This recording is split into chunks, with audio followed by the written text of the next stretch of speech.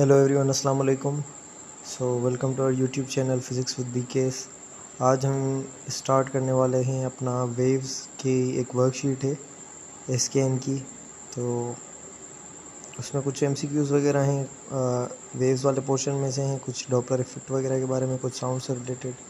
तो वो हम करने की कोशिश वगैरह करते हैं। अच्छा, इसके लास्ट में इसकी की अटैच है, ठीक है। इसके ये लास्ट में इसकी की अटैच है। अगर आप चाहें तो इसका स्क्रीनशॉट वगैरह ले लें।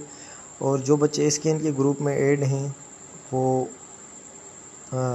उनको ये पीडीएफ वगैरह मिल सकता है, या अगर उनके ग्रुप में ऐड नहीं है तो मैंने जो वर्कशीट्स करवाई हैं पिछली या इस वीडियो के डिस्क्रिप्शन में मैं जो है वो लिंक सेंड कर दूंगा अपने ग्रुप का।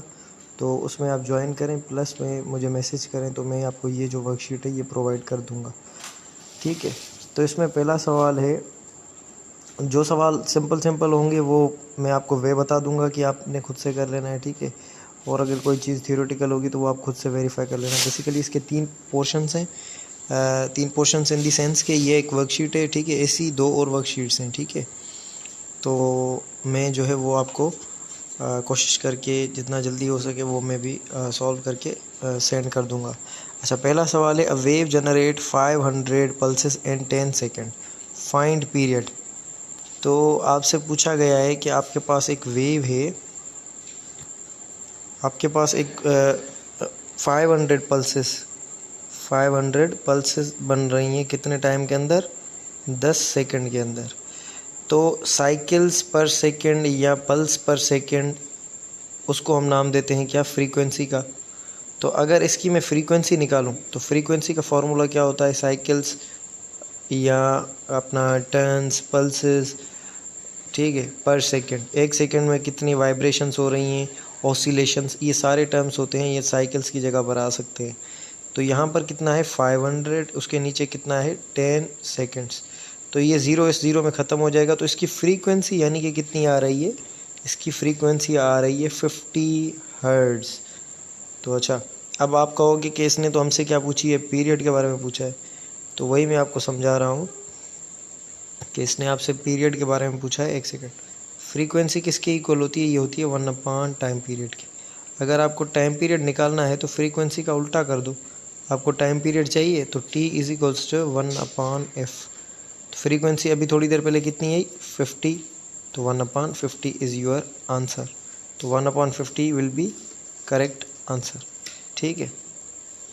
अच्छा, दूसरा सवाल क्या है? दूसरा सवाल है आपका कि speed of sound in the direction of wind relative to the ground. अच्छा, ये सवाल जो है ये बेसिकली कुछ टेक्स्ट बुक के अंदर है, कुछ टेक्स्ट बुक के अंदर नहीं है, लेकिन जो कुछ नोट्स वगैरह हैं या जो क्वेश्चंस वगैरह अच्छे हैं उनमें ये याद करवाया जाता है, या जो टीचर्स वगैरह होते हैं वो ये बता देते हैं ऑलरेडी। जब साउंड के हम इफ़ेक्ट्स पढ़ते हैं कि प्रेशर का इफ़ेक्ट उस पर किस तरह से होता है, टेम्परेचर का इफ़ेक्ट किस तरह से होता है, तो मैंने भी क्लासेस के अंदर ये थोड़ा सा इसके बारे में बता दिया था। तो याद कर लो जब, अच्छा देखो, अगर साउंड की वेलोसिटी इस डायरेक्शन में, थोड़ा कॉन्सेप्ट लगाओ, तो जो विंड की वेलोसिटी होगी, अगर सपोज करो मैं उसको u से ज़ाहिर करूँ, यहाँ पर किससे ज़ाहिर किया गया है? vw से। चलो vw से हम ज़ाहिर करते हैं, vw से। अगर वो भी इसी डायरेक्शन में आएगी तो ये ओवरऑल साउंड की स्पीड को क्या करेगी? इंक्रीज़ करेगी। ओवरऑल साउंड की स्पीड को क्या करेगी? इंक्रीज़ करेगी, ठीक है। तो अब जब इंक्रीज़ होना है तो वैल्यू को बढ़ना पड़ेगा, और बढ़ने के लिए इसको इसमें ऐड होना पड़ेगा, यानी कि v, ये जो v प्लस vw है, यानी कि velocity of wind plus velocity of sound, ये इस तरह से बन जाएगा v plus velocity of wind, ठीक है। अच्छा, और अगर अपोजिट डायरेक्शन में होगा तो यहाँ पर ये जो है माइनस आ जाएगा, v माइनस vw। अच्छा, जनरली पूछे तो v प्लस माइनस vw, ठीक है। तो तीसरा क्वेश्चन है, the speed of the wave on a particular string is 24 meter per second. If it is 6 meter long, find the fundamental frequency. अच्छा, अब आपसे फंडामेंटल फ्रीक्वेंसी के बारे में पूछा गया है, यानी कि एफ नॉट के बारे में पूछा गया है, ठीक है। एफ नॉट आपसे पूछी गई है कि फंडामेंटल फ्रीक्वेंसी क्या होगी, सही है। अब फंडामेंटल फ्रीक्वेंसी का जो आपके पास फॉर्मूला होता है दैट इज़ v/2l, सही है। अब देखें वेलोसिटी आपके पास कितनी है, वेलोसिटी है ये जो है फंडामेंटल फ्रीक्वेंसी का फार्मूला है जब नंबर ऑफ़ लूप्स के यानी कि 1 के इक्वल हो, ठीक है, एक लूप के अंदर वाइब्रेशन हो रही हो, जिसको हम फर्स्ट हार्मोनिक का नाम भी देते हैं। वेलोसिटी कितनी है 24 और वेलोसिटी कितनी है 24 एंड लेंथ कितनी है 6 मीटर। तो 6 को जब आप 2 से मल्टीप्लाई करोगे तो कितना आएगा 12 24 पर कितनी मरतबा जाएगा 2 टाइम्स और ये आएगी आपकी 2 हर्ट्ज़। यानी कि इसका जो ऑप्शन बनेगा option A will be the right answer. अच्छा, दी क्वेश्चन नंबर 4 कौन सा है, the restoring force of SHM is maximum when the particle. अच्छा एक चीज़ देख, अच्छा और एक बात, अगर वीडियो स्लो लग रही है तो इसको फास्ट फॉरवर्ड करके देख लो, सही है। आपसे पूछा है कि रीस्टोरिंग फोर्स मैक्सिमम होगा कहाँ पर, जब पार्टिकल कहाँ पर होगा। तो आपको पता है और मैंने अपनी वर्कशीट जो पब्लिक की हुई हैं SHM वाली, वो आप पोर्शन निकाल कर देख सकते हो, उसमें मैंने ये चीज़ें काफ़ी डिटेल्ड समझाई हैं। मेन पोजीशन, ये सपोज करो मेन पोजीशन है ये सपोज करो मेन पोजीशन है। मेन पोजीशन पर क्या होता है, डिस्प्लेसमेंट आपका ज़ीरो होता है, डिस्प्लेसमेंट ज़ीरो होता है, आपकी एक्सीलरेशन भी ज़ीरो होती है और आपका जो फोर्स होता है नेट फोर्स वो भी ज़ीरो होता है और रीस्टोरिंग फोर्स एक्चुअली लग रहा होता है इस डायरेक्शन के अंदर। अब आपसे पूछा है क्या, इस यहाँ पर बाकी फोर्सेस भी होते हैं, इसी वजह से नेट ज़ीरो बनता है, ठीक है। कंफ्यूज मत करना खुद को, ऐसा मत यानी कि कुछ अपनी तरफ से कुछ कॉन्सेप्ट बना लो, जितना बता रहा हूँ समझा रहा हूँ उस तरह से समझते जाओ, ठीक है। सपोज़ करो ये एक्सट्रीम पोजीशन है। अब एक्सट्रीम पोजीशन पर आपकी जो डिस्प्लेसमेंट की वैल्यू होगी वो किसके इक्वल होगी, एक्स नॉट के इक्वल होगी। एक्स नॉट क्या है, एम्पलीट्यूड के इक्वल, ये जो है maximum displacement from the mean position है। अच्छा अब एक चीज़ समझे, हमने पढ़ा था according to Hooke's law force restoring force is directly proportional to negative of displacement. अब ये नेगेटिव जो है ये तो हमें साइन या डायरेक्शन शो करता है, ये तो हमें साइन या डायरेक्शन शो करता है, ठीक है, टूवर्ड्स मीन, ये डायरेक्शन शो करता है टूवर्ड्स मीन। अब देखें जहाँ पर ये डिस्प्लेसमेंट का वैल्यू मैक्सिमम होगा वहाँ पर ये रीस्टोरिंग फोर्स का वैल्यू मैक्सिमम होगा। मैं जानबूझकर क्वेश्चन को ज़्यादा से एक्सप्लेन कर रहा हूँ ताकि जिनके कॉन्सेप्ट्स ठीक नहीं है वो खुद से समझ लें इस बात को, या उनको कोई मज़ीद प्रॉब्लम ना आए। यानी कि इसमें से हमने कंक्लूजन निकाला कि जहाँ पर डिस्प्लेसमेंट मैक्सिमम वहाँ पर फोर्स आपका मैक्सिमम। अब फोर्स मैक्सिमम कहाँ पर होगा या डिस्प्लेसमेंट मैक्सिमम कहाँ पर होगा, थोड़ी देर पहले मैंने आपको बताया कि अगर सपोज़ करें ये मेन पोजीशन है, ये एक्सट्रीम पोजीशन पर इसका फोर्स मैक्सिमम होगा, ठीक है। ये बेसिकली मास स्प्रिंग सिस्टम के लिए होता है, यहाँ पर मैंने पेंडुलम बनाया है, परेशान होने वाली बात नहीं है, डिस्प्लेसमेंट के लिए सिर्फ और सिर्फ समझा रहा हूँ आपको। तो मतलब इसका क्या हुआ कि डिस्प्लेसमेंट इज़ मैक्सिमम, वहाँ पर रिस्टोरिंग फोर्स क्या होगा मैक्सिमम, तो ऑप्शन ए। अच्छा बाकी ऑप्शंस भी किस तरह से जो है वो गलत हैं, ये भी थोड़ा आप देख लो। हाफ वे बिटवीन देम, तो आधे डिस्टेंस पर ये नहीं होता फोर्स मैक्सिमम, ये हमें वैसे भी पता है। क्रॉसिंग मेन पोजीशन पर जब क्रॉस करते हैं तो अपना नेट फोर्स ज़ीरो होता है। और एट रेस्ट, अच्छा एट रेस्ट वाला ये जो ऑप्शन है इसको थोड़ा सा देखो, कई बच्चे सोचेंगे कि ये एट रेस्ट क्यों नहीं हो सकता। एट रेस्ट इसी वजह से नहीं हो सकता क्योंकि ये मेन पोजीशन पर, सपोज़ करो जब मोशन स्टार्ट नहीं हुई तो ये कहाँ पर प्रेजेंट है, मेन पोजीशन पर। जब ये थोड़ी देर के लिए एक्सट्रीम पोजीशन पर जाएगा तो थोड़ी देर के लिए ये रुक जाता है, ठीक है। अच्छा तो एट रेस्ट, ये थोड़ी देर के लिए यहाँ पर भी रेस्ट में है, थोड़ी देर के लिए यहाँ पर भी रेस्ट में है, तो दोनों जगह पर रेस्ट में है, तो फोर्स कहाँ पर मैक्सिमम होगा ये आइडिया आपको कैसे पता चले। तो एट रेस्ट यहाँ पर तो हमने पढ़ा है कि नेट फोर्स क्या होगा ज़ीरो, तो और यहाँ पर डिस्प्लेसमेंट क्या है, डिस्प्लेसमेंट है इसका ज़ीरो, यानी कि डिस्प्लेसमेंट ज़ीरो है तो इसका रीस्टोरिंग फोर्स यहाँ पर क्या होगा ज़ीरो। ये हमने एक चीज़ समझ ली, यानी कि इस वाली रेस्ट पोजीशन पर ये नहीं होगा। रेस्ट पोजीशन दो हैं, इसी वजह से हम इसका डिसाइड नहीं करते कि ये रेस्ट पर होगा या रेस्ट पर नहीं होगा, यानी कि ये वाला ऑप्शन आपका ये भी गलत हो गया, ठीक है। ठीक है, so question number 5 is in Doppler effect if the source moves towards the observer the spectral lines are shifted towards the. अच्छा यहाँ पर आपने दो कॉन्सेप्ट समझ लेने, एक कॉन्सेप्ट है रेड शिफ्ट वाला और दूसरा है ब्लू शिफ्ट वाला, ब्लू शिफ्ट। अब इसके अंदर रेड शिफ्ट के अंदर क्या होता है, आपकी लेमडा इंक्रीज़ करती है और मोशन जो हो रही होती है वो अवे हो रही होती है। इस रेड शिफ्ट की वजह से हमें पता चलता है कि हमारी जो यूनिवर्स है वो एक्सपेंड कर रही है। ब्लू शिफ्ट से क्या होता है, ये हमारी इसमें लेमडा जो है या वेवलेंथ जो है ये डिक्रीज़ करती है, ठीक है, और इसमें हमें पता चलता है कि कोई चीज़ टूवर्ड्स आ रही है। अच्छा, इसको मैं अब किसी एक एग्जांपल से जनरली आपको समझाऊं। सपोज़ करें ये अगर आपकी अर्थ है, ठीक है, अब ये आपके पास एक स्टार है। अब ये स्टार अगर टूवर्ड्स अर्थ आएगा तो इसकी लेमडा क्या करेगी, डिक्रीज़। इसकी लेमडा क्या करेगी, डिक्रीज़, और ये कहलाएगा ब्लू शिफ्ट। और अगर यही स्टार, इसको मैं चेंज करके बनाऊं, अगर यही स्टार अवे जाएगा, अगर ये स्टार अवे जाएगा तो इसकी लेमडा करेगी इंक्रीज़, और ये कहलाएगा रेड शिफ्ट। ये कहलाएगा रेड शिफ्ट, ठीक है।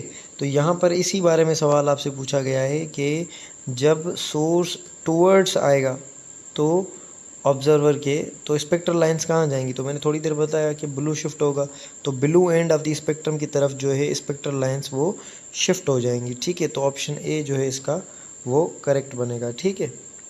सिंपल सवाल हैं, थोड़े बहुत कॉन्सेप्ट हैं इसमें हल्के फुल्के, वो आपने देखते जाने हैं और प्रैक्टिस करते जाना है, आराम से हो जाएगा, इतना कोई मसले वाली बात नहीं है, ठीक है।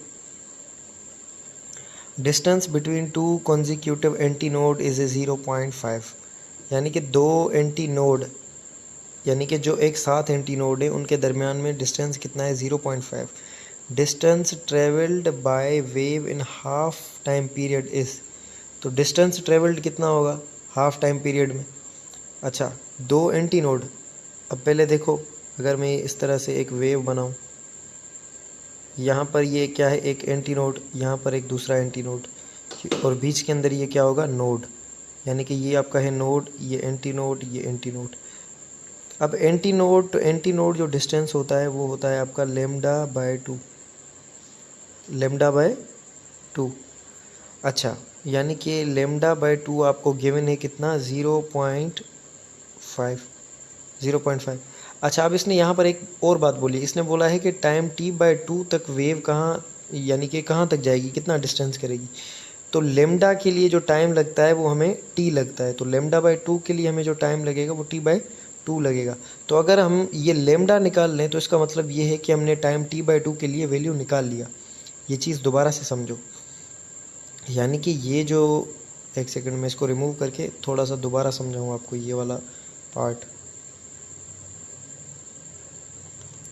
अब देखो, ये आपके पास क्या है, ये दो एंटी नोड बीच में ये नोड। अब देखो, एक लेमडा करने के लिए, एक पूरी वेवलेंथ कवर करने के लिए आपको टाइम चाहिए होता है t। तो अगर टाइम t/2 तक आपको जाना है तो आपको वेवलेंथ कितनी कवर करनी पड़ेगी, लेमडा बाय 2।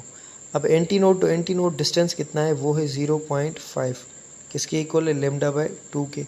आपसे पूछा है t/2 तक का डिस्टेंस कितना होगा, तो ये लेमडा बाय 2 ही होगा। लेमडा इज इक्वल्स टू, अब ये 0.5 मल्टीप्लाई करो 2 के साथ, तो ये आपका आएगा 1 मीटर, ठीक है। So option number C is correct.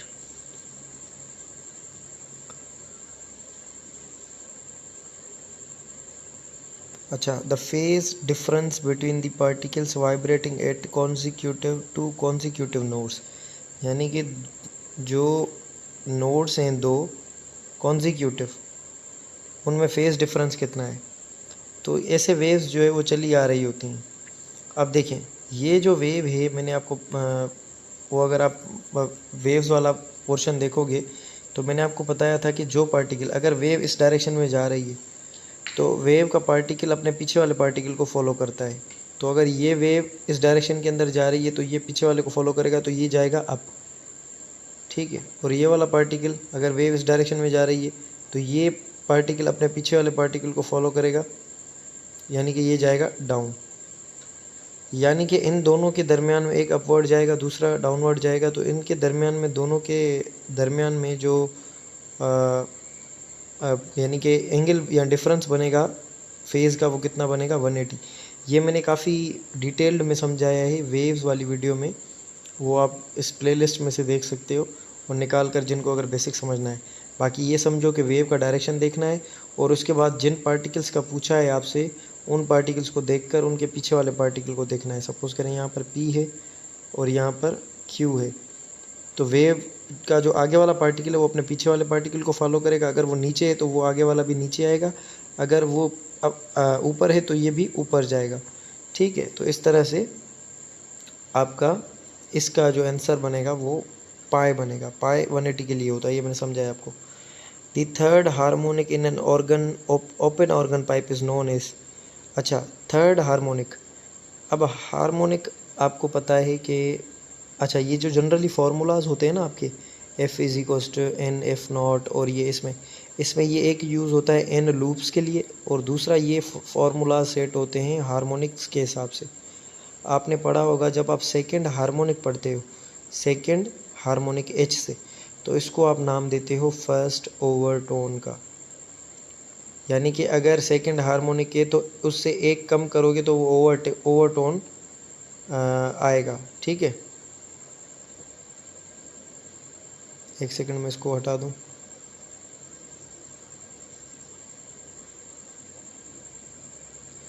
ठीक है, सेकंड हार्मोनिक को आप नाम देते हो फर्स्ट ओवरटोन का। यहाँ पर थर्ड हार्मोनिक के बारे में पूछा गया है, तो थर्ड हार्मोनिक के लिए आप क्या यूज़ करोगे? Second overtone. थर्ड हार्मोनिक के लिए क्या यूज़ करोगे? Second overtone. अच्छा, which one of the following laws of string is not correct. तो फ्रीक्वेंसी किस पर डिपेंड नहीं करती। तो फॉर्मूला जो होता है वो हमने पढ़ा है कि किसके इक्वल है, 1/2L अंडर रूट टेंशन अपान म्यू के। अब ये फॉर्मूला है, इसकी डेरिवेशन वगैरह भी आपने देखी है खुद से। अब इसमें देखें, फ्रीक्वेंसी लेंथ के साथ इन्वर्सली प्रोपोर्शनल है, तो ये वाला ऑप्शन भी करेक्ट है। टेंशन के साथ अंडर रूट में प्रोपोर्शनल है, तो ये वाला ऑप्शन भी करेक्ट है। और मास के साथ इन्वर्स में अंडर रूट में है, इन्वर्स और रूट में, तो ये किस तरह से, ये आपके इक्वल है मास पर यूनिट लेंथ के। तो इसको अगर अंडर रूट में रखोगे तो ये भी इस तरह से आ जाएगा, टेंशन अपान अंडर रूट में तो लिखा हुआ है ऑलरेडी m, और ये l ऊपर चला जाएगा, यानी कि inverse of under root m इसके साथ भी प्रोपोर्शनल है। तो ये तीनों ऑप्शन क्या हैं? करेक्ट हैं। चौथा ऑप्शन जो है वो जो इनकरेक्ट है, और यहाँ आपसे पूछा ही इनकरेक्ट है, तो f is proportional to l और डायरेक्टली प्रोपोर्शनल। तो यहाँ पर देखो ये इनवर्स के साथ प्रोपोर्शनल है और डायरेक्टली प्रोपोर्शनल नहीं है, तो इसका ऑप्शन जो ये गलत है वो ये ऑप्शन सी जो है वो गलत है। ठीक है, which of the following property makes difference between progressive and stationery waves. अच्छा, प्रोग्रेसिव और स्टेशनरी वेव्स, इसमें एक फ़र्क बेसिकली याद कर लें। प्रोग्रेसिव वेव्स वो होती हैं जो एनर्जी को प्रोपगेट करवाएं आगे, यानी कि वो आगे प्रोपगेट करें। ठीक है, प्रोपगेट करती जाए। स्टेशनरी वेव्स होती हैं कन्फाइंड मतलब एक ही रीजन में वो रहेंगी, यानी कि अपनी स्पेस में रहेंगी। ठीक है, तो ये प्रोग्रेसिव वेव्स एनर्जी ट्रैवल करती हैं, यानी कि एनर्जी को कैरी करती हैं आगे, और इनकी एनर्जी जो है, इनमें भी एनर्जी होती है लेकिन वो एनर्जी कन्फाइंड रीजन के अंदर होती है, एक स्पेस के अंदर होती है। अच्छा, अब देखें, सवाल पढ़ें। Which property makes difference, amplitude का फ़र्क, फ्रीक्वेंसी का फ़र्क, प्रोपगेशन ऑफ एनर्जी और फेज़ का फ़र्क। तो ये बाकी सब नहीं होंगे, इसका जो मेन फ़र्क होता है वो मैंने बताया कि इसमें एनर्जी का फ़र्क होता है। इसकी एनर्जी इस पर्टिकुलर स्पेस के अंदर कन्फाइंड होती है और ये एनर्जी आगे प्रोपगेट करवाती जाती है। तो इसका जो ऑप्शन बनेगा that is the propagation of the wave. The first overtone of stressed wire given length is 320 hertz. First harmonic is, अच्छा फर्स्ट ओवरटोन आपको दिया है और फर्स्ट हार्मोनिक की फ्रीक्वेंसी आपसे पूछी है। तो फर्स्ट हार्मोनिक किसके इक्वल होता है? F is equals to n f not. सही है, ये आपसे फर्स्ट ओवरटोन की फ्रीक्वेंसी पूछी है इसने। एफ नॉट किसके इक्वल है? एफ नॉट बेसिकली इक्वल है, अच्छा पहले इसको नंबर ऑफ़ लूप्स निकालें। फर्स्ट ओवरटोन है, इसका मतलब ये है कि हार्मोनिक्स कितने होंगे? 2 हार्मोनिक्स होंगे, 2 हार्मोनिक्स होंगे इसके हार्मोनिक्स कितने होंगे? 2, क्योंकि फर्स्ट ओवरटोन है, ये सेकंड हार्मोनिक है, तो एन की जगह पर क्या रखोगे? 2।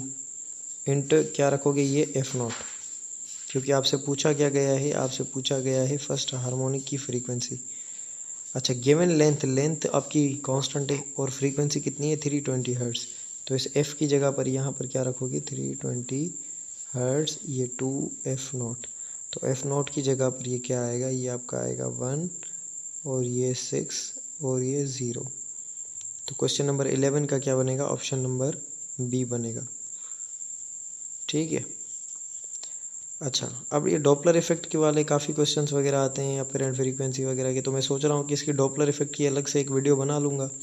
अगर ज़्यादा क्वेश्चंस आएंगे तो थोड़े बहुत स्किप भी कर लेंगे, क्योंकि ये ज़्यादा क्वेश्चंस आते हैं और इनका वे बेसिकली सेम होता है और इसमें दो तीन चीज़ें जो हैं वो समझने वाली हैं, बाकी जो है वो सिंपल है, इतना कोई मुश्किल वाली बात नहीं है। ठीक है, तो मैं कोशिश करके ये अपना डॉपलर इफेक्ट की भी एक वीडियो कोशिश करके बना कर आपको भेज दूँगा।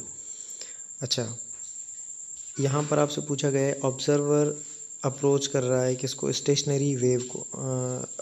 Observer is approaching stationary wave, stationary source with a velocity of v not, the apparent change in frequency observed by him. अब आपको ऑब्जर्व्ड फ्रीक्वेंसी बतानी है, अपरेंट फ्रीक्वेंसी बतानी है, लेकिन चेंज बतानी है उसकी। अब एक चीज़ सपोज करें, यहाँ हम इस डेटा में से एक चीज़ निकालें। ऑब्जर्वर क्या कर रहा है, एक तो अप्रोच कर रहा है, यानी कि टूवर्ड्स आ रहा है किसके,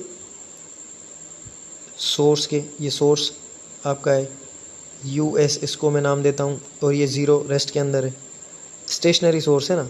और ऑब्जर्वर जो है वो मूव कर रहा है, यानी कि ये वेलोसिटी ऑफ ऑब्जर्वर है v not.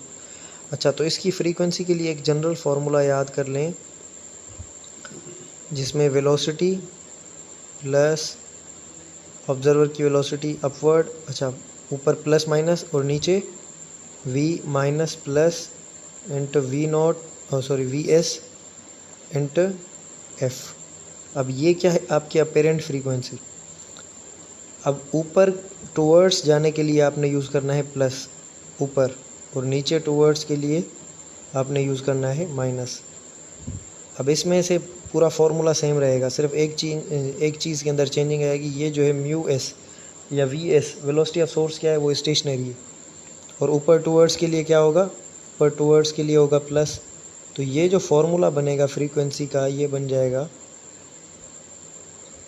F will be equal to V plus V not, और नीचे क्या बनेगा, क्योंकि इसकी वेलोसिटी सोर्स की 0 है, तो नीचे बनेगा V और ये बनेगा आपका F। अब आपने क्या करना है, आपसे पूछा गया है कि इसकी फ्रीक्वेंसी की चेंज कितनी है। तो अगर शुरू के अंदर इसकी फ्रीक्वेंसी F है, तो उसमें से ये वाली फ्रीक्वेंसी F में से ये f नॉट माइनस करो, तो आपको क्या मिल जाएगा, चेंज इन फ्रीक्वेंसी मिल जाएगी। तो जब इसको आप सॉल्व करोगे तो आपका ये आंसर आएगा ऑप्शन डी। अब आपने ये सॉल्व खुद करना है, इसमें बेसिक LCM है और सच ऐसा कोई कुछ नहीं है इसमें। ठीक है, A source of sound 450 cycles per second moving towards a stationary observer with 34 meter per second. If the speed of sound is 340, the apparent frequency will be। अच्छा, अब देखें सेम फ्रीक्वेंसी, अपरेंट फ्रीक्वेंसी का formula किस तरह से, v plus minus, अच्छा यहीं पर एडजस्ट करते जाएं। अब या पहले फार्मूला लिख लें, v plus minus v observer, नीचे v plus minus plus v source, और ये आपकी अपरेंट फ्रीक्वेंसी।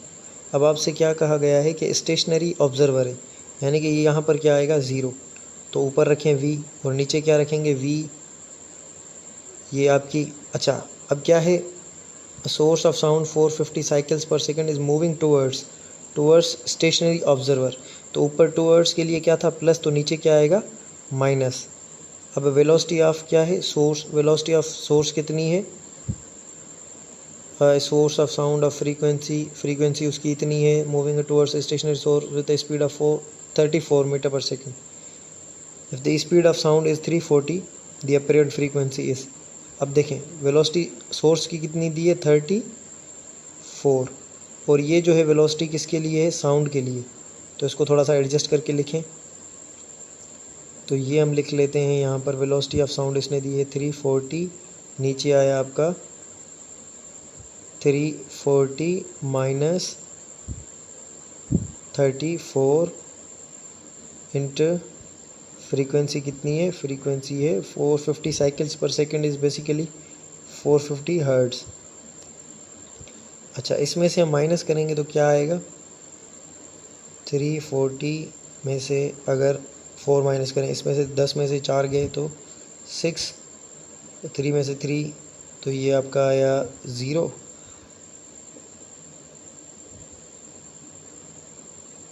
ये आपका है 3। अच्छा, और इसके साथ ये आपका 450। तो इस पर आप टेबल्स वगैरह पढ़ोगे, बेसिकली वे यही था। अब इसका आंसर आप निकाल सकते हो, ठीक है, क्योंकि यहाँ पर कैलकुलेट करने की इतनी जगह नहीं है, बार बार इसको टेबल्स पढ़ने पड़ेंगे, फिर ये अपना अगर डिवीज़न बीच में कहीं रुक जाए तो हम नेक्स्ट क्वेश्चन की तरफ चलते हैं, ठीक है। तो ये आप खुद से कर लेना आगे, इसका वे मैंने आपको बता दिया, बाकी आप खुद से कर लोगे, ठीक है, मुश्किल नहीं है कुछ भी, अगर ना हो तो कमेंट्स में पूछ लेना। Sonar is use to detect depth of the sea, under sea objects, location of submarine, तो इन सब के लिए ये सोनार यूज़ होता है। तो ये ऑप्शन ऑल ऑफ दीज है, और थ्योरेटिकल पोर्शन है, ये आप खुद से कर सकते हो, वेरीफाई भी कर सकते हो अगर मैं गलत बता रहा हूँ तो। What would be the effect of increasing tension of stressed string on velocity of wave, तो अगर टेंशन को हमने बढ़ा दिया है, स्ट्रेस्ड स्ट्रिंग यानी कि एक स्ट्रिंग है उसको हमने मज़ीद स्ट्रेच कर दिया सपोज़ करो इस डायरेक्शन में, तो इसकी टेंशन क्या हो गई, इंक्रीज़ हो गई। अब अगर इसकी टेंशन इंक्रीज़ हो गई है तो इसकी वेलोसिटी ऑफ वेव पर क्या इफेक्ट पड़ेगा। तो स्ट्रेस्ड स्ट्रिंग की वेलोसिटी के लिए मैंने एक फार्मूला आपको पढ़ाया था, v=√T/μ। तो अगर टेंशन बढ़ेगा तो इसकी वेलोसिटी भी क्या करेगी, इंक्रीज़ करेगी। तो इसका ऑप्शन क्या बनेगा, ऑप्शन ए बनेगा। If water waves oscillate up and down 3 times each second, यानी कि 3 टाइम्स ऑसिलेट कर रही हैं each second, distance between wave crest, अच्छा वेव क्रेस्ट के दरमियान, सपोज़ करो ये आपका एक क्रेस्ट है और ये दूसरा एक क्रेस्ट है, वेव क्रेस्ट के दरमियान जो डिस्टेंस होता है वो किसके इक्वल होता है, लेमडा के इक्वल, वो कितना है 2। तो अब आपसे क्या पूछिए, स्पीड का फॉर्मूला क्या है, v=f लेमडा। अब फ्रीक्वेंसी क्या होती है, ऑसिलेशंस पर second, 3 times up and down कर रही हैं एक सेकंड में, तो इसकी फ्रीक्वेंसी 3, लेमडा 2, तो 3 2 ज़ा 6, तो option b is correct. The essential properties of medium, अब ये मीडियम की प्रॉपर्टीज़ हैं, ये बेसिकली आपने पढ़ा है कि मैकेनिकल वेव्स या अपना वेव के लिए 2 प्रॉपर्टीज़ चाहिए होती हैं, एक तो होती है इनर्शिया, दूसरी होती है इलास्टिसिटी। अब ये आपने खुद से कर लेना है, इसमें इतना कोई मसले वाली बात नहीं है। Ratio of velocity of fundamental frequency of closed organ pipe, what is the ratio of velocity का ratio to fundamental frequency for a closed organ pipe of length L। अच्छा, वेलोसिटी का रेशियो, वेलोसिटी किसके equal है, velocity v=f lambda. Frequency किसके equal है, अच्छा इसको last के अंदर करते हैं, ये मैं इसको स्किप कर देता हूँ फ़िलहाल के लिए, ठीक है। The frequency of sound wave is n and its velocity is v, if frequency is increase 4 and the velocity of the wave. तो याद कर लें, वेलोसिटी फ्रीक्वेंसी या वेवलेंथ वगैरह को चेंज करने से चेंज डायरेक्टली नहीं होती, क्योंकि ये मीडियम की प्रॉपर्टी होती है। मीडियम को चेंज करने से या इलास्टिसिटी, डेंसिटी वगैरह इन चीज़ों को चेंज करने से ही वेलोसिटी चेंज करती है, तो इसके लिए वेलोसिटी सेम रहेगी। Nature of sound wave in gases, gases के अंदर साउंड वेव की नेचर क्या होगी, longitudinal. Distance between node and the next antinode of stationary wave is 33 centimetre. If velocity of sound is 330 metre पर second, frequency बताओ। अब देखो, अब इसमें से आप क्या निकाल सकते हो, लेमडा निकालो, नोड और नेक्स्ट एंटी नोड, नोड और एंटी नोड के दरमियान डिस्टेंस होता है लेमडा/4, वो कितना है 33 सेंटीमीटर। तो 33 centimetre is distance between node and anti node. अच्छा, तो यहाँ से अगर लेमडा आप निकालो तो कितना आएगा, 4 3 12, 132, सही है।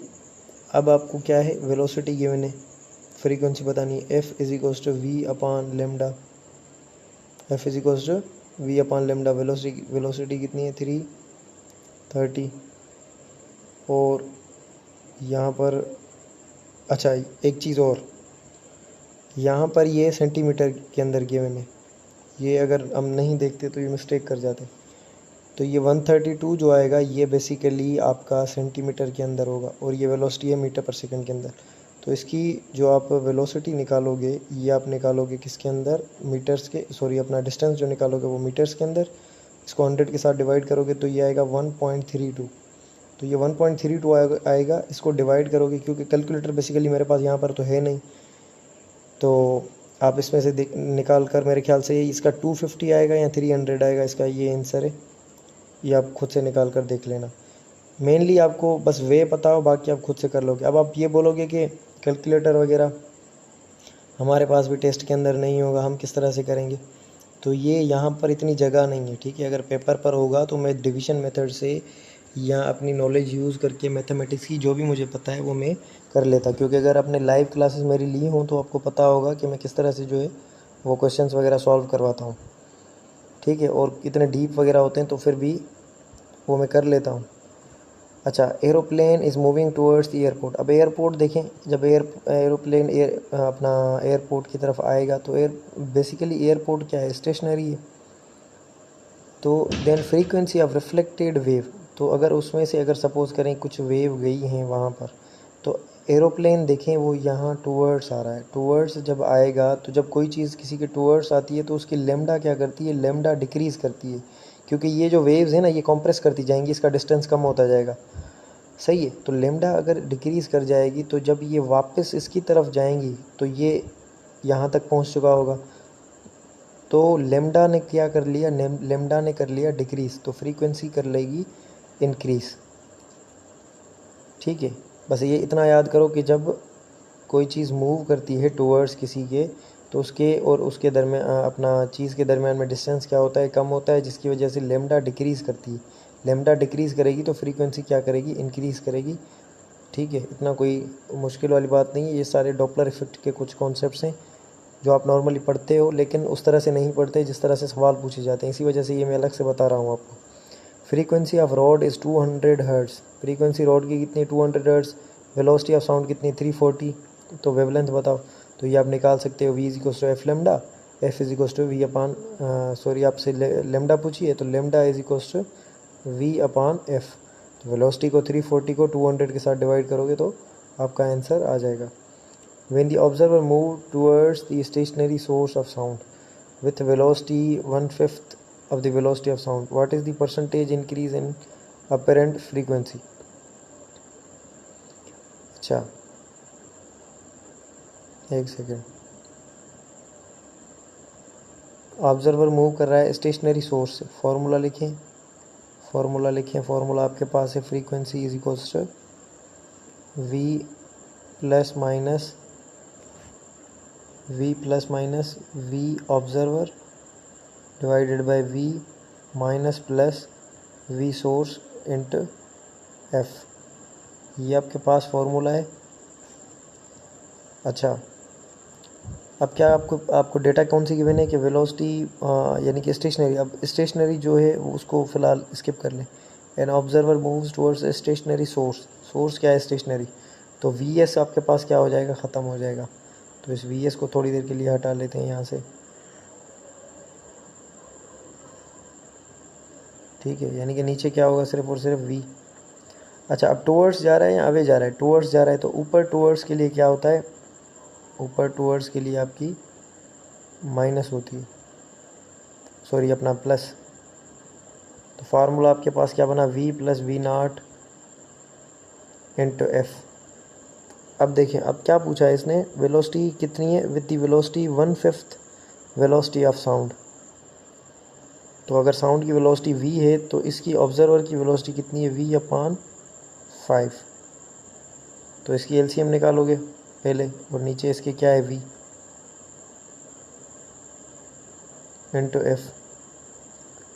इसकी अगर एलसीएम अगर ऊपर निकालोगे आप तो इसका 1 का टेबल 5 मरतबा जाएगा, तो 5v प्लस 5 का टेबल 1 मरतबा v, ठीक है। और ये इसके ओवरऑल नीचे बनेगा v और ये f।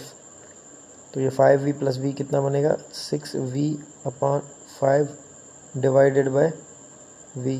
ये इसमें कैंसिल हो जाएगा, तो ये आपकी जो बनेगी अपना फ्रीक्वेंसी बनेगी वो बनेगी 6/5 देन ओरिजिनल फ्रीक्वेंसी अपेरेंट जो है 6/5 ओरिजिनल फ्रीक्वेंसी। अब इसने क्या पूछा है, चेंज इन अपेरेंट फ्रीक्वेंसी, या चेंज का कुछ पूछा था इसने, परसेंटेज इंक्रीज़ कितनी हुई है।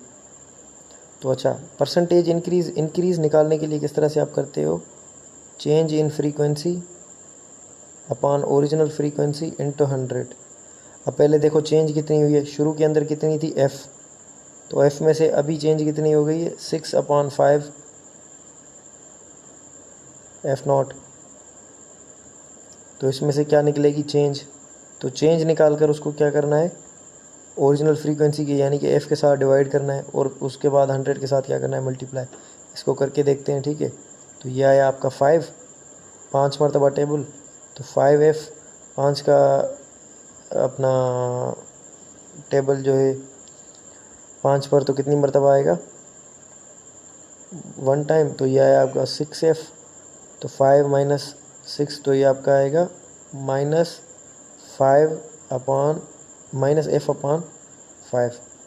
अच्छा, यहाँ पर हमें जो माइनस करना था ये 6/5 में से f माइनस करना था। चेंज निकालने के लिए आपको पता है चेंज हमें बड़ी वैल्यू में से छोटी वैल्यू माइनस करनी होती है, क्योंकि डिफरेंस हमेशा पॉजिटिव होता है, ठीक है। तो ये सब्ट्रैक्ट वगैरह करने में हो जाता है, इसको छोड़ दो। अच्छा, चेंज कितनी आई हमारी, ये हमारी आई है f/5 और ओरिजिनल फ्रीक्वेंसी कितनी है, वो है आपकी f।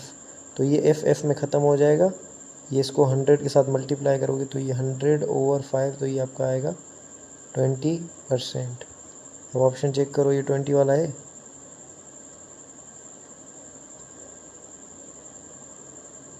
20%, ठीक है। स्टैंडिंग वेव्स का वो नेक्स्ट क्वेश्चन है, लेकिन यहाँ पर ये इसका ऑप्शन प्रेजेंट है। अच्छा, standing waves are produced in 10 metre long straight string if the string vibrates in 5 segments. तो फ्रीक्वेंसी बताएं, वेव की वेलोसिटी कितनी है। फ्रीक्वेंसी आपने बतानी है, यहाँ पर आपको लेंथ गिवन है और लूप्स गिवन है, तो फ्रीक्वेंसी बतानी है। फ्रीक्वेंसी के लिए फार्मूला क्या होता है, f इज टू v/λ। अब लेमडा आपको चाहिए, वेलोसिटी तो आपको गिवन है, लेमडा किसके इक्वल है 2l/n। 2l लेंथ कितनी है 10, तो यह ऊपर आ जाएगा 20 और नीचे क्या है, नंबर ऑफ़ सेगमेंट्स कितने हैं 5 सेगमेंट्स, तो यहाँ पर क्या रखोगे 5, तो ये आपकी लेमडा आएगी 4। तो वेलोसिटी कितनी है, वेलोसिटी है आपकी 20 और इसके नीचे रखा आपने 4, तो इसकी वेलोसिटी आपकी आएगी 5 हर्ट्ज़, क्योंकि फ्रीक्वेंसी आपने निकालनी है। तो इसका आंसर क्या आया, 5 हर्ट्ज़। अच्छा, if the string fixed at both ends n loops, तो वेवलेंथ कितनी होती है 2l/n और लेंथ कितनी होती है n λ/2। ये जनरल फार्मूला है फॉर स्टेशनरी वेव्स की स्ट्रिंग के लिए, और स्टेशनरी वेव्स और स्टैंडिंग वेव्स की लेमडा और लेंथ के लिए। अच्छा, when two identical travelling waves are superimpose the velocity, तो मैंने थोड़ी देर पहले बताया कि वेलोसिटी जो है मटेरियल प्रॉपर्टी है, ये इस इम्पोज वगैरह या इन चक्कर में इसकी वेलोसिटी जो है चेंज नहीं करेगी, ये सेम रहेगी।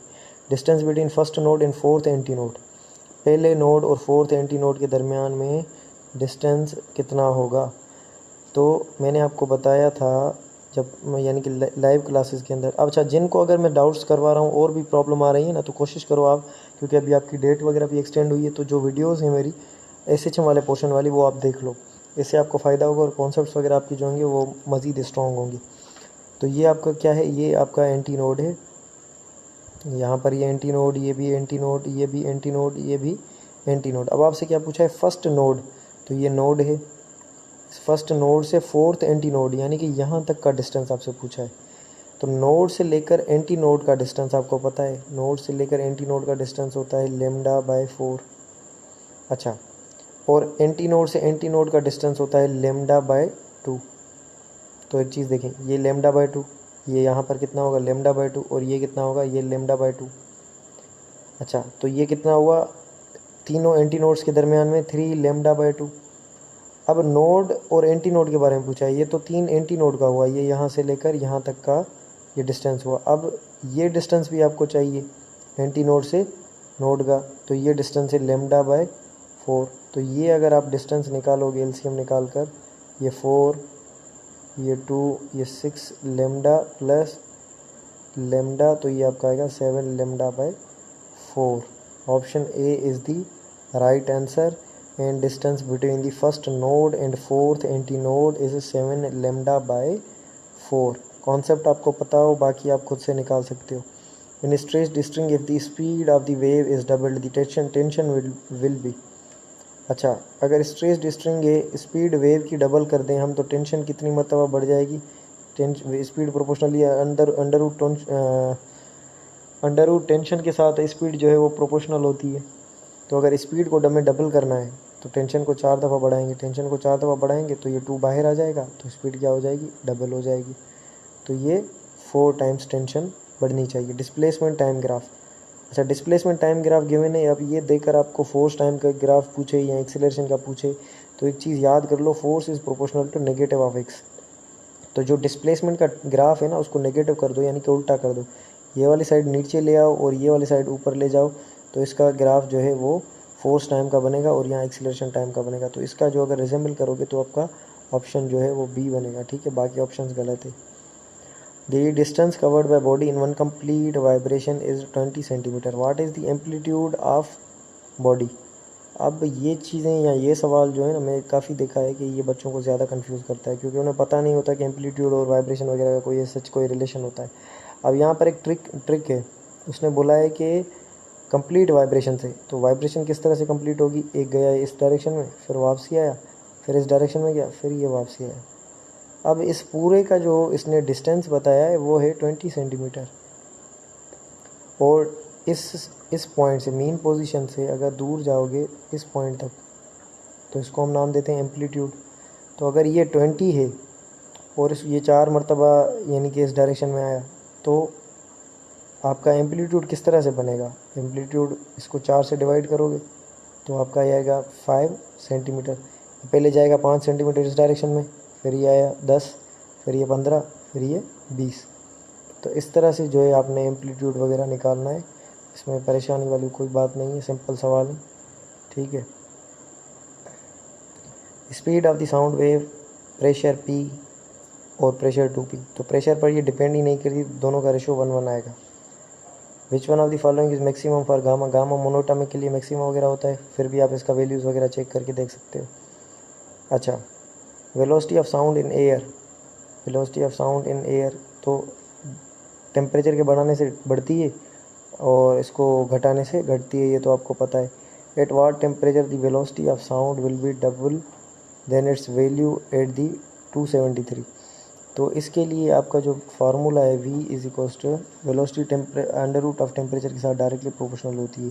तो v2 upon v1 is equals to under root t2 upon t1। अब इसमें एक टेम्परेचर आपने रखना है 273 का और दूसरा टेम्परेचर रखना है दूसरा टेम्परेचर आपसे पूछा है, तो T2 आपने निकालना है। वेलोसिटी 2v और यहाँ पर v रखकर और T1 की जगह पर ये 273 केल्विन रखकर अपने वैल्यू निकालना है। वैल्यू आपका आ जाएगा। ठीक है, या इसको यहीं पर करके देखते हैं, क्योंकि ये ज़्यादा मैथमेटिकल नहीं है, इसने ऑप्शंस जो है वो अपना इसी हिसाब से दिए हैं। ठीक है, तो मैं इसको करके एक सेकंड थोड़ा करके मैं आपको बताता हूँ। ये आपका आया v2 over v1 is equals to under root T2 upon T1।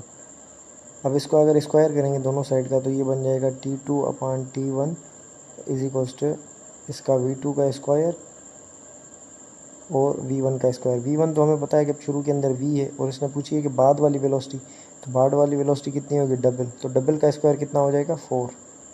Double का स्क्वायर कितना हो जाएगा? 4।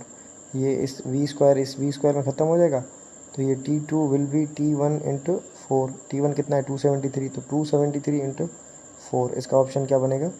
इसका ऑप्शन बनेगा ऑप्शन नंबर सी।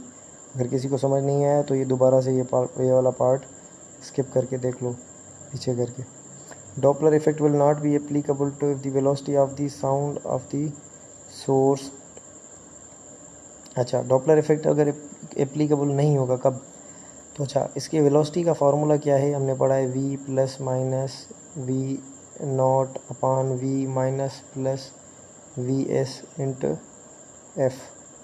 अच्छा, when the velocity of sound source, तो अगर वेलोसिटी सोर्स की, अच्छा साउंड सोर्स, ये वाली वेलोसिटी ये इसने पूछी है, तो अब इसके लिए क्या बोल रहा है, ये वेलोसिटी इक्वल है किसके, टू दी साउंड वेलोसिटी के लिए। अगर सोर्स की वेलोसिटी साउंड की वेलोसिटी के इक्वल होगी तो क्या क्या बनेगा, less than the velocity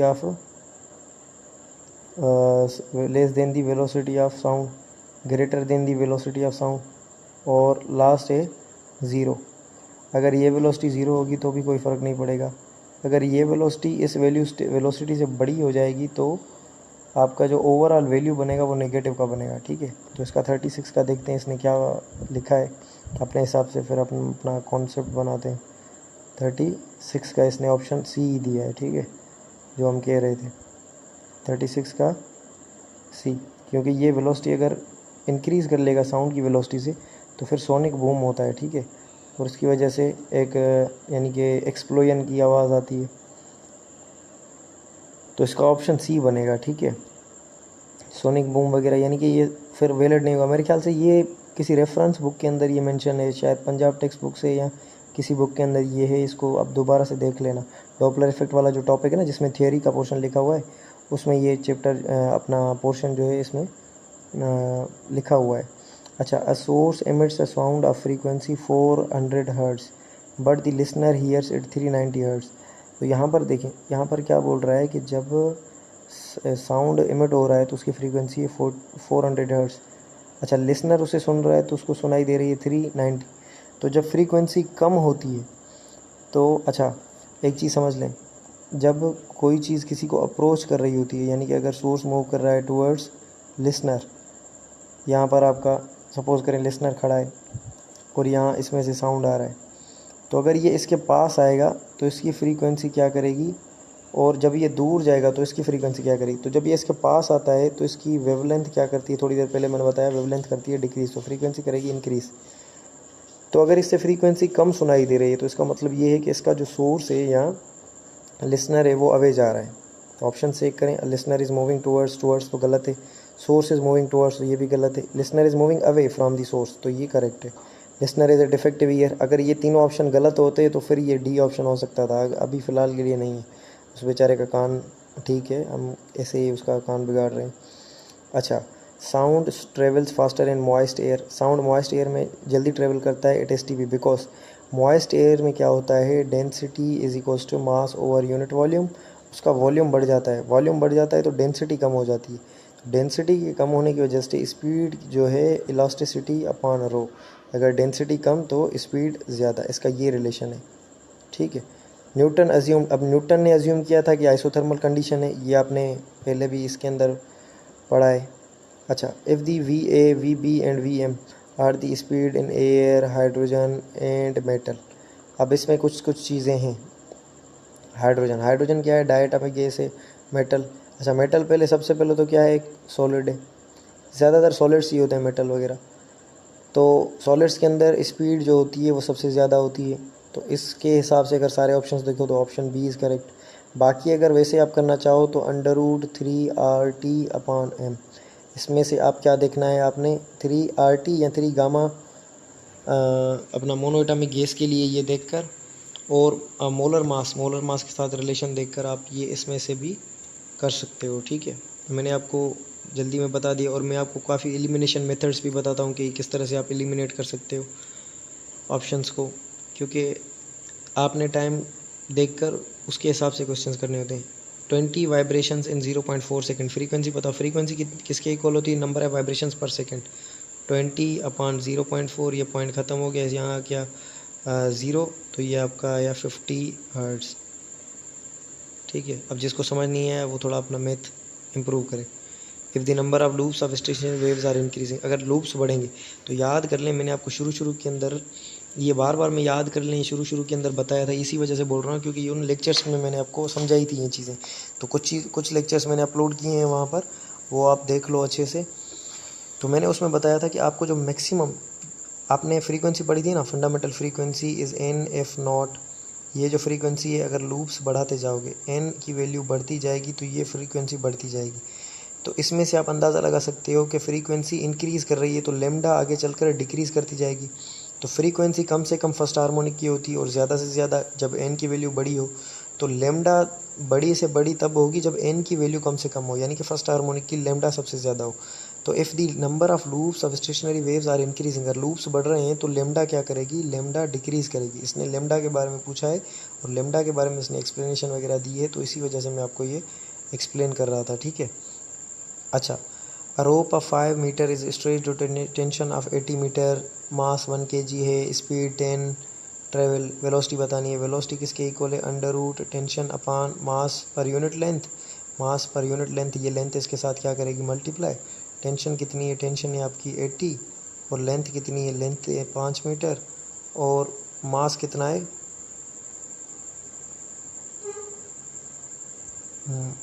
mass आपका मास है 1 kg। तो इसको आप मल्टीप्लाई करोगे तो ये आपका आएगा 400 अंडर रूट में 400 आएगा। अच्छा 400, और इसको जब आप करोगे तो इसको आप 4 × 100 भी लिख सकते हो।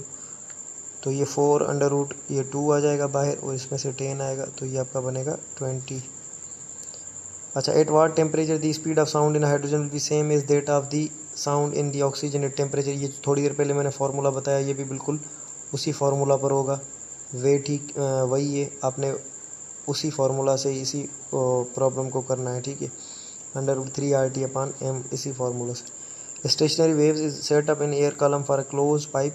अच्छा, क्लोज पाइप में क्या होता है, एक साइड जो है वो आपकी बंद होती है, यानी कि क्लोज होती है, ठीक है, दूसरी साइड ओपन होती है। तो जहाँ पर ये क्लोज साइड होती है वहाँ पर आपका बनता है नोड, और यहाँ पर ये जो ओपन साइड होती है यहाँ पर आपका बनता है anti node.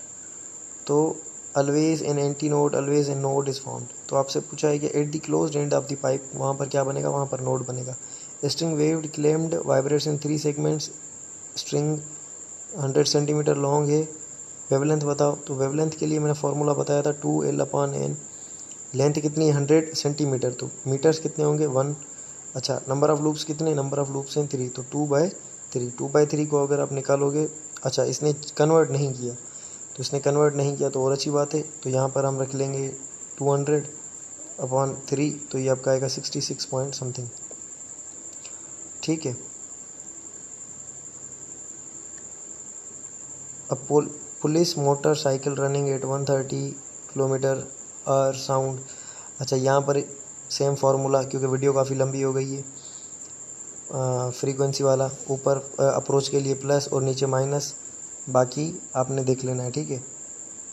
Length of the string tied to 2 rigid supports 40 centimetre. Maximum length, अच्छा मैक्सिमम लेंथ कब होती है, lambda is maximum length, wavelength in stationary wave produced by net. तो मैंने बताया कि मैक्सिमम वेवलेंथ तब होती है जब एक लूप के अंदर वाइब्रेशन हो, तो मैक्सिमम लेंथ किसके 2L के इक्वल होगी।